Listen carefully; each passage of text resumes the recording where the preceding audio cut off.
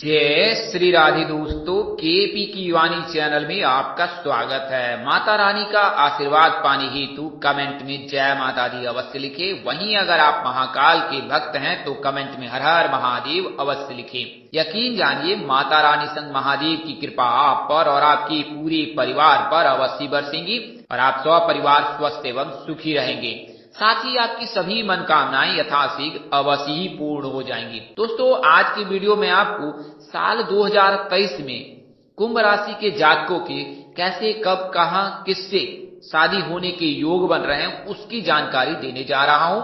यह जानकारी आपको ग्रह राशि परिवर्तन के आधार पर दी जा रही है।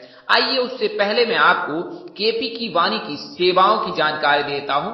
तो अगर आपकी शादी में अड़चने आ रही है, शादी तय होने के बाद टूट जा रही है, किसी न किसी वजह से शादी में व्यवधान आ रहा है और आपकी आयु 25 वर्ष से अधिक हो चुकी है, आप चिंतित हैं, आपके माता पिता चिंतित हैं और कठिन प्रयास के बावजूद भी कोई बात नहीं बन पा रही, आपने कई ज्योतिषों से सलाह भी ली है, इसके बावजूद भी कोई फल नहीं मिल पाया है, तो एक बार आप केपी की वाणी से अवश्य संपर्क करें। हम आपको कुंडली बनाकर पूर्ण जानकारी देंगे कि आपकी शादी कब होगी, कहां होगी, कैसे होगी, किससे होगी, किस दिशा में होगी, कितनी दूरी पर होगी, किस नाम से होगी, किस राशि से करनी चाहिए, जीवन साथी का रंग, रूप, स्वरूप, स्वभाव और उनका करियर कैसा होगा, आपका करियर कैसा रहेगा, किस परिवार में आपकी शादी होगी, ससुराल वाले अमीर होंगे या गरीब, पति सरकारी नौकरी वाला होगा या प्राइवेट नौकरी वाला, ससुराल में घर द्वार कैसा रहेगा, सास ससुर का स्वभाव कैसा रहेगा, ससुराल के लोग कैसे रहेंगे, शादी अपनी जाति समुदाय में होगी, धर्म में होगा या अंतर जातीय विवाह के योग है,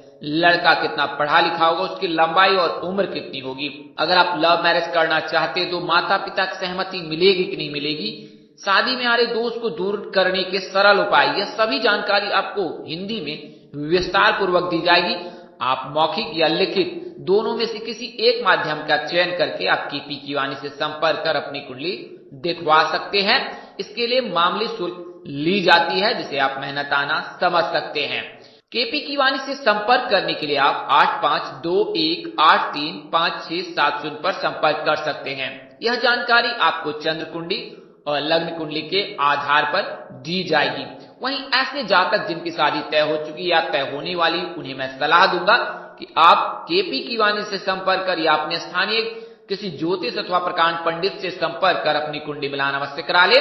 शास्त्र में निहित है कि अगर आप नारी दोष, भकुट दोष लगने के बावजूद विवाह करते हैं तो वैवाहिक जीवन में परेशानी आती है। आफ्टर गेटिंग मैरिज कि आपके बीच में जो है रिश्ते स्पॉइल रहेंगे। तो आप केपी की वाणी से संपर्क कर सकते हैं। इसके अलावा अब आप उचित शुल्क पर अपने बच्चे की कुंडली बनवा सकते हैं, बच्चे का नामकरण करा सकते हैं। विवाह मुहूर्त, सगाई मुहूर्त, उपनयन तिथि, गृह प्रवेश तिथि, वाहन क्रय तिथि, संपत्ति क्रय तिथि के लिए भी केपी की वाणी से संपर्क कर सकते हैं। वहीं अगर आप काल सर्प दोष से पीड़ित हैं, मंगल दोष से, पित्त दोष से पीड़ित हैं, भकुट दोष से पीड़ित हैं, नारी दोष से पीड़ित हैं और इसका आप निवारण कराना चाहते हैं तो केपी की वाणी पर आपका स्वागत है। हम लोग उज्जैन स्थित महाकालेश्वर मंदिर से जो है इन दोषों का निवारण कराते हैं, तो आप केपी की वाणी से संपर्क कर सकते हैं, तथा आप अपने नजदीक के किसी प्रकांड पंडित व ज्योतिष से भी संपर्क कर सकते हैं। आइए अब मैं आपको कुंभ राशि के बारे में जानकारी देता हूं, उसके बारे में विस्तार पूर्वक जानकारी दूंगा। पहले मैं आपको बता दूं कि सगाई का महत्व क्या होता है। तो महिलाओं के 16 श्रृंगारों में 12वां श्रृंगार जो होता है वो सगाई की अंगूठी होती है। सगाई की अंगूठी हमेशा तीसरे नंबर की उंगली में पहनी जाती है, क्योंकि ऐसा कहा जाता है कि इस उंगली की नस सीधे दिल से जुड़ी होती है। अंगूठी पहनने से हाथों की उंगलियों पर एक समान प्रेशर बनता है जिससे कि उस हिस्से का रक्तचाप दुरुस्त रहता है। महिलाओं और पुरुषों का रक्तचाप सही रहता है, यही वजह है क्योंकि उन्होंने तीसरी उंगली में अंगूठी धारण करके रखे होते हैं। यही कारण है कि ज्यादा गहने पहनने वाले लोगों को बीपी की शिकायत कम होती है। हालांकि यह साइंटिफिक सत्यापित नहीं है तो इस पे यकीन न करें। अंगूठी अगर सोने की हो तो इंसान को खुशी और तरक्की का एहसास कराती है। अंगूठी अगर चांदी की हो तो यह धैर्य और साहस प्रदान करती है। अंगूठी अगर मोती की हो तो इंसान के क्रोध को शांत रखती है। अंगूठी अगर हीरे की हो तो इंसान को धनी होने का एहसास कराती है, इंसान के दिमाग को भी स्वस्थ रखती है। हीरे के कारण नकारात्मक विचारों का अंत होता है। हाथ की छोटी उंगली में अगर रिंग पहनते हैं तो छाती के दर्द और अस्थमा में आराम मिलता है। तांबे की अंगूठी पहनने वाले व्यक्ति को पेट संबंधी बीमारियों से मुक्ति मिलती है। तो यह तो एक साइंटिफिक रीजन है, यानी कि इसे कह सकते हैं कि जो वैज्ञानिक शोध के आधार पर यह निष्कर्ष निकला है कि अंगूठी पहनने से क्या क्या फायदे हो सकते हैं। हालांकि आध्यात्मिक दृष्टि से यह एक दूसरे को जोड़ते हैं। कहते हैं एक दिल दो दिनों के तार एक साथ जुड़ते हैं। जिस लड़की के विवाह में बाधा हो उसे मकान के वायव्य दिशा में सोना चाहिए। लड़की के पिता जब जब लड़के वाले के यहाँ विवाह वार्ता के लिए जाए तो लड़की अपने बाल जो है खुले रखे जब तक पिता घर लौट कर ना आए। लड़की गुरुवार को अपने तकिए के नीचे हल्दी की गांठ पीले वस्त्र में लपेट कर रखे। पीपल की जड़ में लगातार 13 दिन जल देने से भी शादी में आ रही बाधा दूर हो जाती है। इसके अलावा इस मंत्र का आप जाप कर सकते हैं। सुंदर पत्रम राजकमदेहम दिव्यातारम सिंधु समोहितागम सांध्यारुणम धनु पंकज पुष्पबाणम पंचायुधम भुवन मोहन मोक्षनार्थम क्लेम मन्यार्थम महाविष्णु स्वरूपाय महाविष्णु पुत्राय महापुरुषाय पति सुखम में शीघ्रम देही देही। इस मंत्र का जाप जो है लड़कियां अवश्य करें, इससे जो है उनके विवाह में बाधा आ रही दूर हो जाएगी। इसके अलावा मां कात्यायनी का आह्वान करें। कात्यायनी महामाहे महायोग निधीश्वरी नंद गोप सुतम देवी पति में कुरुते नमः। इस मंत्र का भी आप रोजाना जाप कर सकते हैं। वही लड़के ओम अन्ना परितस्त्रभो रश्मम ब्रह्मणाम व्यापिवतम छत्रम पयासेम प्रजापति ऋतुने सत्यमेदिमिंदयम विपानम ग्वम शुक्रमंधसा इंद्रियस्यंद्रयामिदम पयोर्यमृतम मधु। लड़के जाप कर सकते हैं। इसके अलावा ओम द्राम द्रीम द्रौम सह शुक्राय नमः, ओम द्राम द्रीम द्रौम सह शुक्राय नमः। शुक्र को मजबूत करने से लड़कों के शादी के योग बनने लगते हैं। वही गुरु को मजबूत करने से लड़कियों के शादी के योग बनने लगते हैं। तो लड़के जो है सोमवार और शुक्रवार में किसी एक दिन व्रत रख सकते हैं। लड़कियां गुरुवार का व्रत रख सकती हैं।